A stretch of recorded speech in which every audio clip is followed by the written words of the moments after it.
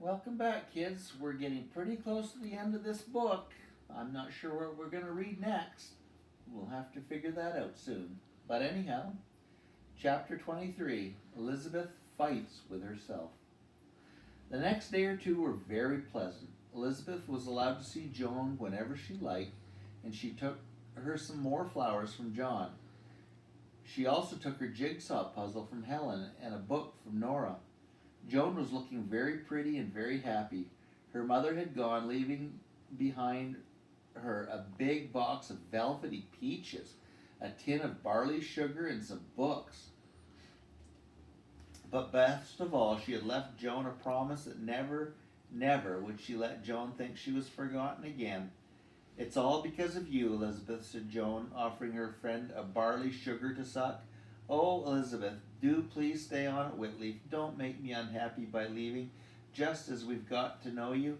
There are plenty of other people for you to make friends with, said Elizabeth, sucking the barley sugar. I don't want them, said Joan. They would seem feeble after you, Elizabeth. I say, have you been looking after my rabbit for me? Of course, said Elizabeth. Oh, Joan, it's the dearest little thing you ever saw. Really it is. Do you know it knows me now when I go to feed it, and it presses its tiny woofy nose against the wire to welcome me. And yesterday it nuzzled itself into the crook of my arm and stayed there quite still till the school bell rang and I had to go.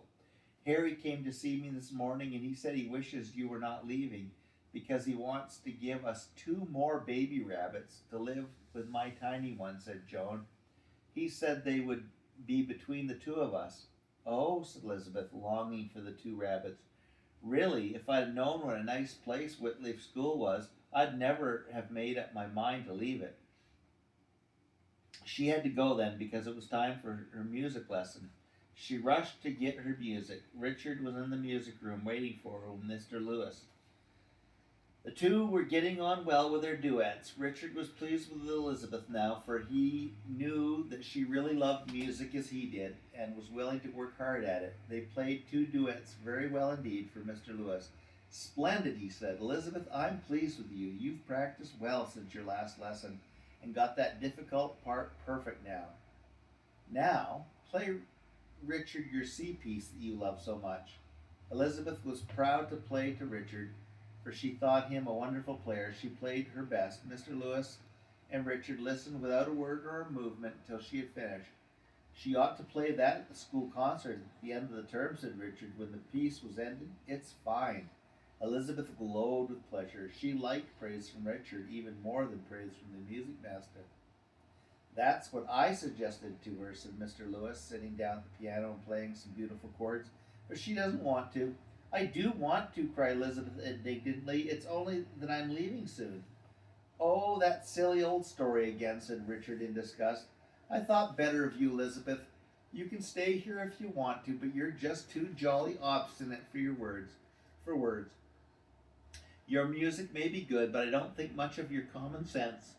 He stalked off without another word. His music rolled under his arm.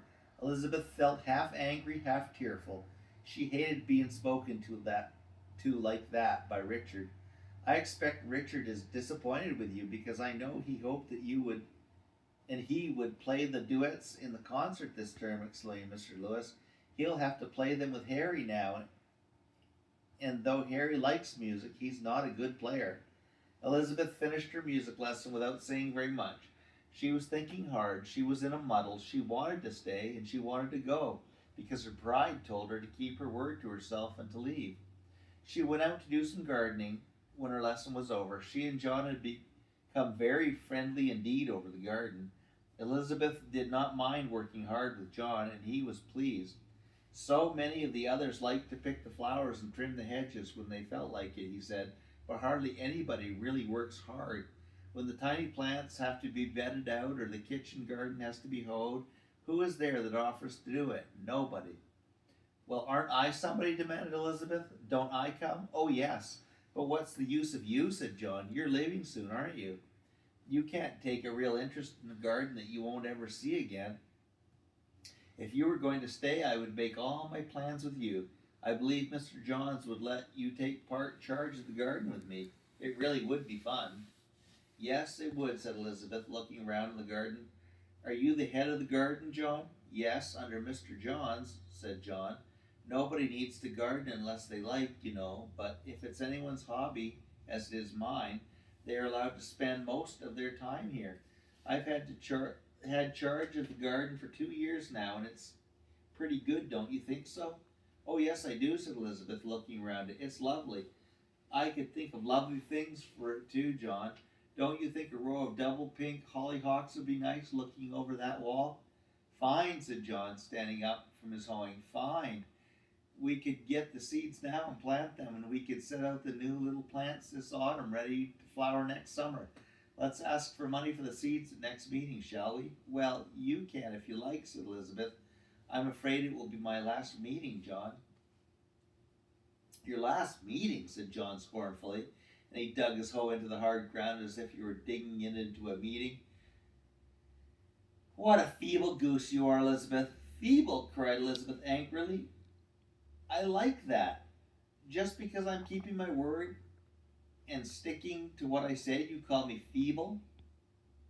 Well, it is feeble to give up everything you like so much here, your gardening, your riding, your friend, and your music, just because you're too proud to climb down and change your mind, said John. I'm disappointed in you. Elizabeth stomped off in a rage. She hated to be called feeble. It was the one thing she had always thought that she wasn't. She went to the swings. There was no one else there. Elizabeth sat on the highest swing and began to sway to and fro. She thought very hard. Now let's get things clear in my own mind, said Elizabeth to herself. First of all, I didn't want to come here, and I vowed to myself, to Mommy and Miss Scott, that I'd get sent home as soon as possible. Well, I got the meeting to say I could leave at half term, and I was jolly pleased. I've got what I wanted. Elizabeth swung high, and the swing creaked as it went to and fro. Yes, I'd got what I wanted, said Elizabeth. I needn't even stay a term at this horrid, hateful school. That was what I called it. And now I find it isn't horrid or hateful. I can't help being happy here. The others seem to like me now that I've given up being so awful. I have a friend who is longing for me to stay and will be unhappy when I go. I've disappointed Richard, who wants to play with me at the concert. I disappointed Mr. Lewis. John is angry with me because I don't like his garden enough to stay, though really I do like it awfully. And Harry wants to give me those lovely rabbits. She swung even higher as her thoughts sped along. And why am I going? Now I'll just be really honest with myself. I'm not going because I'm unhappy. I'm very happy now. I'm going simply because I can't bear to change my mind and say I'm wrong. I'm too proud to say I'll stay when I've said I'll go. I'm not strong enough to change my mind and own up I'm wrong. Elizabeth slowed down the swing and put her feet on the ground. She frowned and looked at the grass. She had never thought so hard in her life. She spoke to herself sternly. Elizabeth Allen, you're feeble. Richard is right and Harry is right. You're feeble. You're a coward. You don't dare to stand up at the next meeting and say you're too happy to leave. You aren't strong enough to change your mind. You're proud and silly. Elizabeth Allen, I'm ashamed of you. Elizabeth spoke these words to herself more sternly than anyone had ever spoken to her. She stopped for a moment, thinking deeply. But am I really so silly? Am I really so feeble? Can I really spoil my happiness here and Joan's too by being so stupid and proud? No, I can't. I am stronger than I thought. I can change my mind. I will change my mind. What did William say? He said that only the strongest people could change their minds when they saw that they were wrong. It was the feeble ones who couldn't. She began to swing again. Well, I'm strong, she sang as she swung. I can change my mind. I can say I'm wrong. Elizabeth Allen, you're not such a poor thing as I thought. Just wait till the next meeting and I'll give them the biggest surprise they've ever had. The little girl laughed as she swung. She felt very happy. She was no longer obstinate and proud. She was strong enough to change her mind. I wish the next meeting would come soon, she said to herself. What a shock I shall give them. And you will have to tune in tomorrow night for the last chapter.